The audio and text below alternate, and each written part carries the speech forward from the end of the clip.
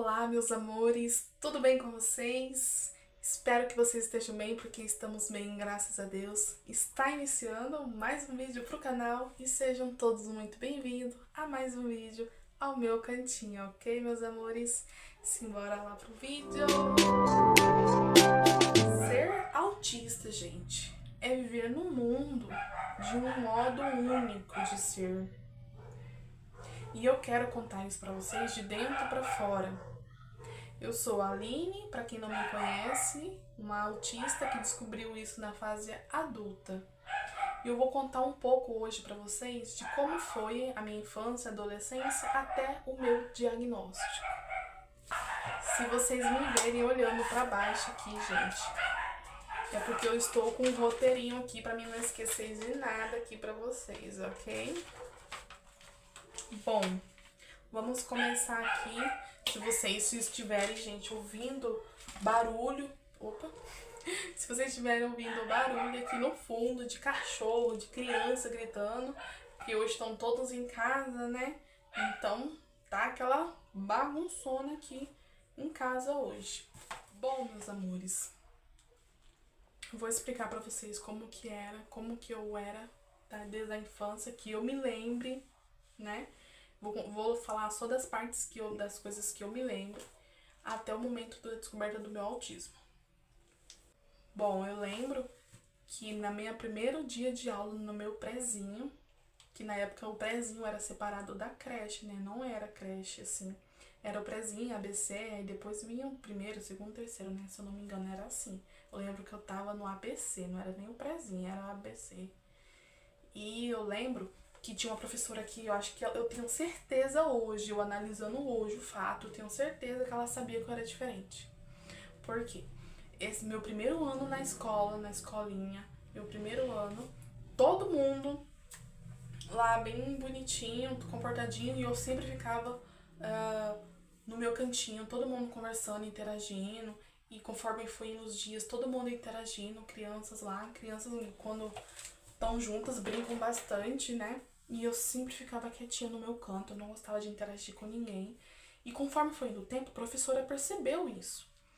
E ela me tratava totalmente diferente das crianças da sala. Ela me tratava com mais carinho, com mais amor. Ela falava até em me adotar. Conforme foi o tempo, ela falava em me adotar, em falar pra minha mãe que queria me adotar, porque ela falava que eu precisava ser cuidada totalmente diferente. Ela falava que eu era especial, que eu era diferenciada. É tanto que todas as crianças, naquela época, usavam aqueles crachazinhos, né, grudados assim na roupa, com o nome. Tinha alguns até que era com um desenho, outros que era com fotinha. Eu lembro que na minha sala era desenho da Minnie para as meninas e para os meninos era o desenho do Mickey. E embaixo do desenho era o nome das crianças. E de todas as meninas da sala era da Minnie, os meninos do Mickey. E ela exclusivamente fez pra mim personalizado da Barbie. Lembra como se fosse ontem isso. O meu era o único da Barbie e com meu nome e cheio de coraçãozinho, todo personalizado, bem bonitinho. Eu não entendi o porquê que o meu era diferente. Eu olhava assim pro meu, olhava das meninas e totalmente diferente. O meu todo rosinho, delas vermelhos. E totalmente diferente. Mas isso também pra mim fazia diferença, não. E as meninas, eu acho que só tinham, acho não, eu só tinha uma única colega que eu conversava lá e não conversava com mais nenhuma outra. E eu lembro que ela me tratava, toda semana ela me dava um presentinho pra me agradar e tudo. Mas logo, não demorou muito, essa professora precisou ir embora. Aconteceu algo de família, se eu não me engano, e ela precisava mudar de cidade. E todo mundo chorando, porque ela era uma professora muito querida. Diretores, professores, todo mundo lá na sala se despedindo dela, fizeram uma festinha ali na sala. As crianças amavam ela. Todo mundo chorou, chorou, chorou mesmo. Todos, com exceção de uma. Eu. Ela me tratava totalmente diferente de outras crianças. E mesmo assim, no dia que ela estava se despedindo, eu fui a única criança que não chorou. Eu olhava para um lado, olhava para o outro, todo mundo chorando e eu sem entender. Eu falava assim para mim mesma: por que vocês estão chorando? Vai vir outra professora, vai estudar do mesmo jeito. Eu ficava nisso, entendeu? Na minha cabeça eu ficava assim, falando assim, e não entendia. E aí depois eu falava assim, gente, por que vocês estão chorando e eu não? Por que será que vocês estão chorando e eu não? Eu ficava me perguntando. Aí elas abraçaram e eu não fui abraçar a professora. Eu não sei, gente, eu não sei explicar o motivo, eu não sei explicar o porquê. Mas hoje eu vendo assim, eu vejo muito que isso era do autismo, entendeu? E todo chorando ali, eu sem esboçar nenhuma reação. E ela veio me abraçar, aí em vez de eu levantar o braço, abraçar, assim, não, eu fiquei imóvel, assim, ela me abraçou, me apertou, chorou e foi embora e eu continuei ali do mesmo jeito, sem entender. E pra mim aquilo ali, no outro dia tava tudo normal. E as outras crianças no outro dia, ai, saudade de tal professora já. E eu, pra mim tudo normal, entrou outra, pra mim tava tranquilo. Mas enfim, aí foi indo com o tempo, eu continuava sem fazer muitos amigos, era um ou dois no máximo. Lembro que conforme foi vindo outras professoras, outros anos, as professoras sempre chamavam minha mãe e falavam assim que precisavam me levar num psicólogo, porque eu era uma criança muito retraída, eu mal respondia, eu mal brincava e eu preferia mais estar na sala dos professores do que com as crianças no pátio. Eu fiquei muito na sala dos professores do que com as crianças no pátio brincando na hora do intervalo. Quando teve época também que os nossos lanches eram na sala de aula, né? As merendeiras iam na sala de aula levar os lanches. Nossa, eu amava quando era na sala, não precisava sair lá pra fora, naquele vucu-vucu todo que ficava. E sempre que eu podia, eu levava o lanche de casa ou comprava, porque eu não gostava. Eu passava o dia inteiro sem comer o lanche da escola. Eu não comia de jeito nenhum o lanche da escola. Acho que a única coisa, a única coisa que eu comia na escola ou era arroz doce ou era farofa. Quando eu sabia que era isso, eu conseguia comer. Mas se fosse outra coisa, eu não comia de jeito nenhum. Nada que era de escola eu não comia. Eu preferia levar de casa. E ainda assim, quando eu levava uma bolachinha, um salgadinho, que era mais barato na época. Levava uma bolachinha, um salgadinho. Só que sabe aquela, quando você vai morder, faz aquele barulho de crocante, aquelas coisas assim? Aquilo ali me irritava de uma forma, gente, que vocês não têm ideia. Quando eu ia comer, eu colocava na minha boca e ficava esperando derreter, pra daí eu ir degustando e mastigando. Se eu não fizesse isso, eu não comia. Porque aquele barulho de mastigar me irritava de uma forma, principalmente quando é bolacha, quando é salgadinho, quando tudo que é crocante, sabe? Até hoje me irrita demais. Meus primos, meus irmãos comiam esse tipo de bolacha recheada perto de mim, gente. Eu queria tacar aqueles pacotes na cabeça deles. Eu saía de perto, eu não gosto, até hoje eu não gosto. E meu irmão tinha mania de ficar raspando a bolacha, assim, o doce dela, né, da recheada, no dente. Ai, aquilo ali me dava uma... Ai, eu não gostava, então eu evitava o máximo estar no recreio, o máximo comer essas coisas assim, e quando comia eu esperava derreter na minha boca, né, pra poder não fazer toda aquela crocância toda. Aí conforme foi no tempo, de tantas professoras encherem a minha mãe pra ela me levar numa psicóloga, porque elas falavam assim pra minha mãe que eu devia ter algum trauma, porque eu era muito retraída. E minha mãe falava que não tinha trauma e elas continuavam e vinha e ia professoras embora, vinha professora de novo e falava as mesmas coisas. Até que um tempo minha mãe resolveu me levar na psicóloga. Aqui na cidade não tinha ainda psicóloga infantil, então a gente viajava para outra cidade para poder fazer a consulta com as psicólogas. E depois, com o tempo, se eu não me engano, eu comecei com psiquiatra também. Eu lembro que me receitaram faixa preta várias e várias vezes. Mas minha mãe nunca me dava esses medicamentos, porque ela achava forte, claro, né? Eram aquelas caixas, eles já davam uma amostra grátis, vinha com aquela faixa preta assim, ela falava que ia me ajudar. E então, minha mãe nunca me dava esse tipo de remédio por receio. E mesmo assim, os médicos, os professores continuavam falando que era pra continuar levando psicóloga, porque eu não era normal assim. Eu sabia as respostas, e quando a professora falava assim, quem sabe a resposta de tal coisa? Eu sabia a resposta, mas de nenhuma forma eu falava. Isso pra mim era um desesperador, de forma nenhuma eu falava. Então, eu sabia a resposta, não falava. Eu era uma menina muito inteligente mesmo. muita coisa eu fui aprendendo ouvindo a professora. Uma única vez que a professora, na única vez que ela falava, explicava, eu já pegava o jeito e eu já fazia. Tanto que em casa minha mãe mandava eu fazer as tarefas até do meu irmão. O meu irmão não conseguia fazer as tarefas dele, né? Ele era 2 anos mais velho que eu. Só que a gente tava na mesma sala. Eu nunca reprovei em toda a minha vida. Era 2 anos mais velho que eu. E eu consegui passar dele em série.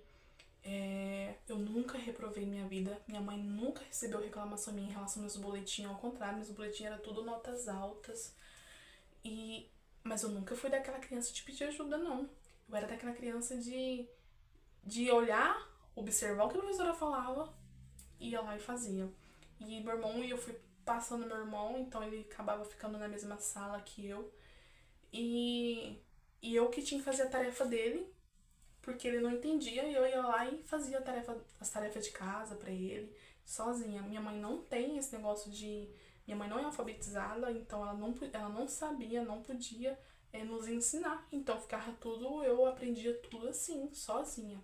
Então eu era uma menina muito inteligente, e eles falavam muito isso. Eu era muito inteligente, mas muito retraída.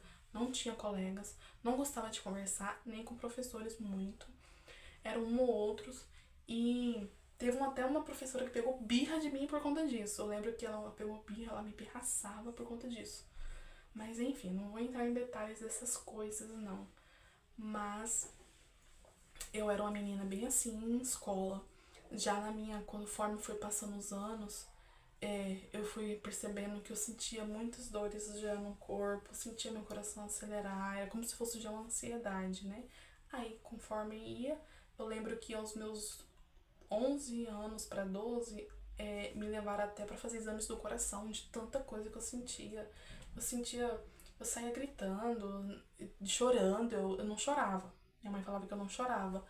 Eu escandalizava, eu desesperava, tudo pra mim era demais. Tudo pra mim, eu entrava em desespero. Tudo pra mim era desespero. Se era algo não pra mim, eu entrava em desespero. Se meu irmão falava algo pra mim que eu não gostava, eu entrava em desespero, eu chorava, eu abria o bocão. Minha mãe dizia muito que quando eu era mais criança, as pessoas me apelidavam de cabeça de melancia. De tanto que eu chorava, eu só chorava, só chorava, só chorava. Tudo que eu fazia chorava. Minha mãe fala até hoje que se as pessoas olhavam pra mim e falavam, ai, que menina linda, eu chorava, eu entrava em desespero. Se as pessoas olhavam pra mim, eu chorava. Se as pessoas falavam algo pra mim, eu chorava. Eu lembro que algumas coisas, que qualquer coisa que acontecia assim, pra mim era extremo, já saía gritando, chorando, com a mão na cabeça, como se algo tivesse horrível acontecendo, sabe? Lembro muito disso. Minha mãe fala até hoje que todo mundo me apelidava com cabeça de melancia naquela época, porque eu era desesperada em tudo, em tudo, em tudo. Então, e isso não mudava. Então, acho que por isso que as professoras também falavam que, que eu precisava ir no psicóloga. Mas conforme isso ia passando, me fizeram exames de coração muitas vezes, porque eu sentia meu coração acelerar bastante. Tinha época que eu lembro que eu sentia febre também. Uma febre no corpo que eu não entendia, que vinha do nada e ia embora do nada. Febre. Eu lembro que minha mãe achava que era saudade do meu pai quando conheci meu pai já com 11 anos, né? Depois disso, ela achava que era saudade por eu ter conhecido ele e não era. Então, eu vinha aquelas febres assim, do nada, ia embora do nada. Eu sentia já dores no corpo, já. E então era uma coisa assim, gente, que ninguém sabia explicar o que eu tinha. Minha mãe já me levou em tanto psicólogo, em psiquiatra. Minha mãe já me levou em tantos médicos, fizemos baterias de exame tantas vezes. Eu lembro que eu fazia balé, eu sentia muita dor nas minhas pernas, muita dor no meu corpo. Eu fazia fanfarra, eu sentia dor no meu corpo inteiro. Tudo que eu fazia, eu sentia dores. Então minha mãe meio que ela começava a proibir já de eu fazer as coisas, porque eu sentia muita coisa depois, entendeu? E eu não entendia que isso era uma sobrecarga sensorial. E eu logo na fanfarra, né? Imagina aquele negócio todo batendo, e eu fazia caixa repique, ou então era prato. Então era aquela barulheira toda. Só que eu não entendia, eu queria estar ali no meio, mas eu não entendia, eu não sabia o que eu tinha, não tinha noção. Então, no outro dia eu tava me sentindo acabada de dores, fazia baterias e baterias de exames, tinha infecção urinária muitas vezes, porque eu esquecia de beber água, esquecia de ir no banheiro. Era infecção de urinária muitas e muitas vezes. Eu era menina que, nossa, quase não ia em banheiro, quase não bebia água. Essas coisas assim, eu não tinha muito ligamento dessas coisas assim. E não foi só na fase de criança pequena, na adolescência e na minha fase jovem, até hoje ainda. Meu marido às vezes briga comigo porque eu fico segurando muito. Nossa, eu vou em último caso. E eu tenho ainda até hoje muitos casos, muitos tratamentos de infecção de urinária por isso. Não é só antigamente, até hoje ainda tenho isso. Então, na minha infância foi muito isso. Aí, depois de muitos exames de coração, nunca dava nada. Foi exames de sabe lá o que fizeram e eu nunca dava nada. Ninguém nunca explicava o que eu tinha. Então, eu fui taxada como depressiva cedo. Uma criança, depressão infantil, né? Então, desde sempre, sempre sofrendo e nunca sabia, nunca achava nada. Então era o que? Ela tá depressiva e tacava remédio, mas minha mãe nunca dava. Passavam, receitavam, mas minha mãe nunca dava. Então o que acontece? Ainda quando chegou na minha fase de virar mocinha, é como se no meu período, toda vez que começava a vir, nossa, eu sentia um cansaço, uma exaustão. Eu lembro também que no outro dia eu sempre estava acabada. Eu estudava à tarde e porque minha mãe tirou eu da parte da manhã, de tanto que parece que no outro dia eu tava numa exaustão grande que era difícil de eu acordar. Era exaustivo demais pra mim. Então ela começou a me colocar mais à tarde pra estudar à tarde. E no outro dia eu dormia até 10 horas e eu não aguentava, eu não conseguia acordar cedo. Era só quando ela ia mesmo insistir, insistir, insistir. Do contrário, eu ficava dormindo até tarde. E uma coisa que também, na minha infância, eu mijei na cama até os meus 12 anos. Eu mijei até os meus 12 anos. Era uma exaustão grande que eu não lembrava. Fora de eu não lembrar de ir no banheiro durante o dia, segurar muito, à noite era um sono agitado. Eu lembro que era um sono muito agitado. Eu tinha muitos pesadelos, mal dormia direito. E quando enfim eu dormia até tarde, com exaustão grande e mijava na cama. Eu mijei na cama até os meus 12 anos. Até os meus 12 anos eu lembro que eu mijei na cama. Muito, muito. E eu tinha muita vergonha disso. Eu ficava, meu Deus, será que eu vou mijar na cama até ficar velha? Porque eu não conseguia parar disso. Eu mesmo tentava me manipular pra tentar não mijar na cama, mas não funcionava. Era em vão. Muito em vão. Então, aí quando eu fui chegando ali pelos meus 13, 14 anos, eu diminuiu as minhas crises, mas minha exaustão continuava. E o que aliviou as minhas crises é que eu comecei a andar. Porque eu morava num bairro e eu caminhava, gente. Hoje eu fico parando pra pensar assim, eu acho que eu não tenho essa animação toda mais não. Mas eu caminhava de um bairro para 2 bairros à frente, com que uns 10 quilômetros brincando, assim, eu ia tranquila e eu caminhava longe. E não tinha nenhum parente em outro bairro, era só pra ir mesmo caminhar, ou eu e minha prima e a gente caminhava. Eu não parava em casa, era muito difícil parar em casa. Eu sempre queria estar movimentando, movimentando. Então eu caminhava em lugares longe, longe, longe. Quando eu não caminhava, eu ia de bicicleta. Muito longe, gente. Eu falava pra minha mãe que ia pra um lugar só pra ir em outro, de tão longe, tão longe, tão longe que era. Mas só pelo prazer de caminhar. Mas também no outro dia eu tava acabada, tava exaustão mesmo, mesmo, mesmo. Um cansaço que eu não entendia. E eu lembro também que eu tinha uma mente muito confusa. A minha mente, não é confusa, é meio aérea. Ao mesmo tempo em que eu tava ligada para as coisas, eu senti uma confusão mental, eu senti um desespero interno, eu senti uma coisa toda que eu tentava disfarçar de todas as formas. Lembra quando minha mãe mandava fazer alguma coisa assim, de arrumar a casa, lavar a louça, eu esquecia completamente o que eu tinha que fazer e ficava confusa, perdida na casa. Ela já brigava, né, naquela época. Ela brigava e eu ficava eu ficava meio perdida, fazia as coisas pela metade. E ela falava, faz isso e termina e faz aquilo. Eu fazia aquilo e eu ficava tentando lembrar o que era que tinha que fazer depois e não conseguia lembrar. E ela vinha, brigava, porque eu não conseguia, era muito difícil de lembrar comandos que ela falava, era muito difícil esse negócio de comandos, sabe? Tudo que ela falava, assim, em relação a comandos, eu era muito complicada, muito, dava uma confusão mental em mim, gente, que uma vez eu entrei em desespero tão grande, assim, que eu só chorava, só chorava. Várias vezes minha mãe chegava em casa achando que meus irmãos tinham batido em mim, que tinha brigado comigo, mas não era só desespero interno, eu não sabia explicar.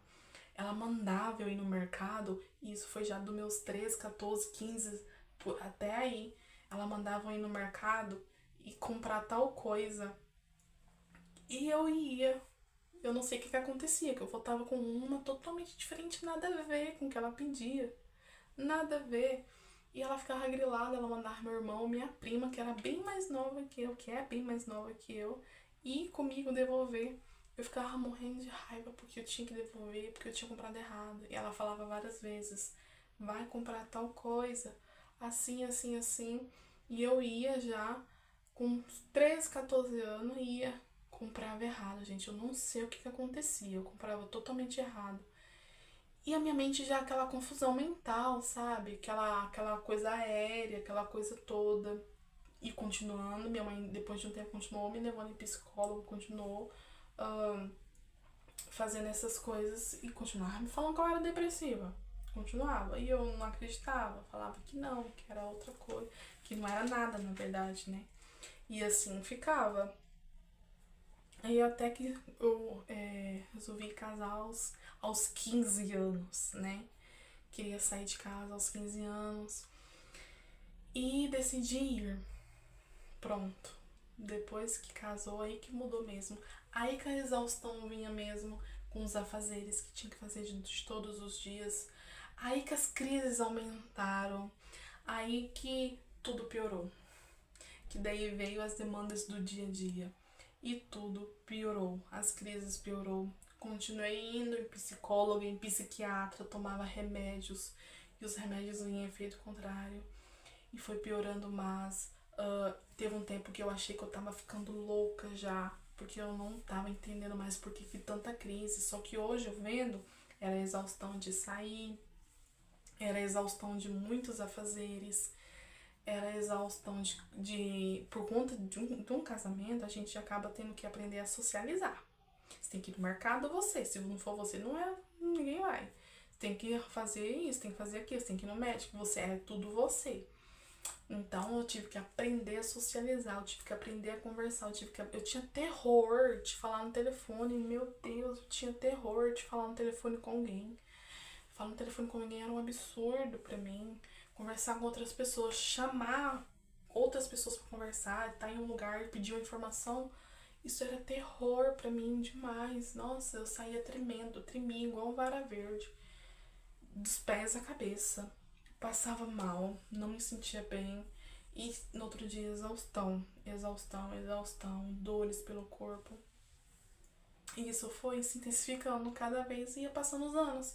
Porque fui tendo filhos, fui piorando durante a minha gravidez. O que acontece? Durante a minha gravidez, eu tive essa sensibilidade aumentada porque eu sentia meu filho mexer, minha filha mexer. E quando eles mexiam em mim, isso aumentava mais e mais e mais. Eu amava ter a criança ali dentro de mim, eu amava. Mas quando eles mexiam, eu tinha crises intensas de ir parar no hospital. A cada mexida eu falava pro meu marido me levar no hospital, de tanto que aquilo ali me dava desespero, me dava um pavor assim por dentro. Mas é só no momento que mexia. Parava de mexer, pronto, eu tava de boa. E a médica começou a pedir pra mim ir de novo psicóloga na gravidez, porque achava que eu tava com depressão. E não era depressão, gente. Era só a sensibilidade, que na gravidez isso duplicou mais ainda. Muito mais. Eu não consigo ter nenhum amizade muito pronta. Eu tenho amizades, mas não aquela amizade que eu consigo manter a conversa, assim, todos os dias conversar, amiga, vamos ali e tal. Eu gosto muito das amigas que eu tenho, muito mesmo, muito, muito. Mas eu não consigo demonstrar isso. Eu não consigo. A minha forma, aliás, a minha forma de demonstrar em presentes. Eu presentio. É a forma de eu dizer que eu amo bastante ela, que eu gosto da minha amizade com ela. Mas eu não consigo manter uma conversa por muito tempo. Eu gosto de ter essa amizade, mas eu não consigo manter essa amizade, sabe? Assim, uma conversa com ela por muito tempo. Então, na minha cabeça, por mais que eu não tô conversando com ela, ela é minha melhor amiga. Ela é minha melhor amiga. Mas a gente não tá conversando, não é nem porque tá brigada nem nada, é porque eu não consigo ter muita conversa, assim. Se não puxar assunto comigo, é difícil eu conversar.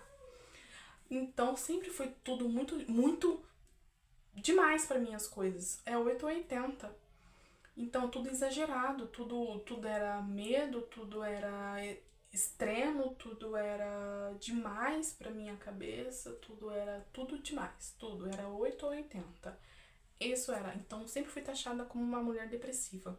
Nos meus pós-parto era tortura pra mim, porque era muita estímulo, era muita coisa. É tanto que na gravidez da Isabelle eu tive uma depressão pós-parto muito grande por conta disso. Eu ainda não sabia do autismo, eu fui saber depois disso. Então eu não sabia o que eu tinha, eu não sabia o que estava acontecendo comigo, a minha mente era confusa o tempo todo. E eu entrava em crise o tempo todo. Então, por eu não entender, por eu não saber os meus limites, eu achava que eu tava sendo fraca, então eu tentava repor isso. Eu ficava mole no outro dia, com exaustão. Eu tentava repor mais ainda, então ia me sobrecarregando mais e mais e mais. Onde eu entrei em uma depressão. Passava tanta coisa pela minha cabeça que eu achava que eu ia ficar louca. Aí, tanto que na época a enfermeira do postinho que da onde eu morava no bairro falava pra minha mãe que tinha que me internar já, porque eu tava numa situação que não sabia o que ia fazer. Mas, gente, no final de tudo era o autismo e eu nem sabia. Só Deus sabe como foi a minha jornada de lá até aqui, o quanto foi difícil. E hoje ainda eu acho um pouco difícil. Só que eu sei reconhecer os meus limites, eu sei até onde eu devo ir, até onde tenho que parar, eu sei descansar, eu sei me entender, sabe? Então, quando eu tô já com sobrecarga, por algo que eu fiz um dia anterior, eu já falei, epa, eu tô já entrando em crise, então peraí, entro pro meu lugar e já fico lá até eu me recuperar. Às vezes, realmente, eu não consigo identificar quando eu tô começando a me sobrecarregar. Meu marido tem que me avisar. Que nem o ano passado, o final do ano passado, eu me sobrecarreguei muito nessas férias das crianças, nas minhas. E então, quando foi em janeiro desse ano, eu caí numa crise intensa, uma sobrecarga intensa que até agora eu estou me recuperando ainda. Até agora eu estou me recuperando ainda. Uma crise que eu nunca tive. Eu tive esse ano que até agora ainda estou me recuperando. Então, até a época do meu diagnóstico foi uma coisa assim que me tirava de mim. Quando eu descobri o meu diagnóstico, é como se tirasse todo aquele peso, toda aquela confusão, toda aquela coisa toda com as mãos nas minhas costas. Consegui me compreender mais, foi um alívio pra mim, foi como me dar refrigério, sabe? O Senhor me deu um refrigério. E de lá pra cá ainda tô tentando me descobrir algumas coisas assim que tentando me entender melhor. E só de estar falando aqui nesse vídeo tudo isso pra vocês. Já saiu o meu pós esse vídeo depois, por isso que depois de um tempo eu parei de gravar por conta do pós quando eu gravava. Então, eu já até imagino, né? Só quem tem, sabe, imagina como está sendo. E essa nova fase da minha vida, também da faculdade, tem dia que só Deus na causa, né? mas eu sei que a gente vai vencer, a gente consegue, a gente pode todas as coisas naquele que nos fortalece, não é o autismo que vai nos parar. A gente tem que sempre manter de cabeça erguida. Você consegue, você pode tudo, tudo. Você pode casar, você pode ter filhos, você pode trabalhar, fazer faculdade, o que você quiser, você pode. Confiar em si mesma, confiar em Deus que tudo dá certo, reconhecendo os seus limites, reconhecendo todos os seus sinais de Magellan, Showdown, conhecendo todos os seus sinais, sempre não extrapole o seu limite, sempre pare antes de ter aquela crise, né? Às vezes é difícil, mas você consegue, em nome de Jesus. Eu não sei como que tá esse vídeo, gente. Eu não sei se tá meio confuso aí. Eu não sei. Eu vi aqui, tô vendo que tá comprido pra caramba.